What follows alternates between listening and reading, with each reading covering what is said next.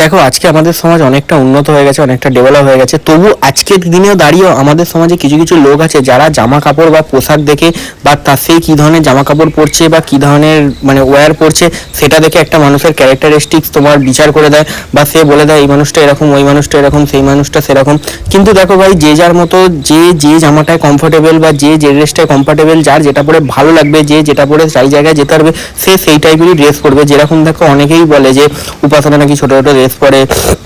তার নাকি রুচি খারাপ, বা তার নাকি এই খারাপ, তার নাকি ওই খারাপ, ঠিক আছে, কিন্তু তুমি কি আসলেই কি তার সাথে মিশেছো বা তার সাথে থেকেছো বা তার সাথে তুমি বসেছো? তো তুমি কাউকে কিন্তু ওরকম ভাবে বলতে পারো না যে কার রুচি কিরকম বা কে কিরকম বা কার মনোভাব কিরকম, কার ক্যারেক্টারিস্টিক্স কিরকম, কোনো কিছুই বলতে পারো না। তো আজকে দেখো, আজকে ও পড়ছে একটা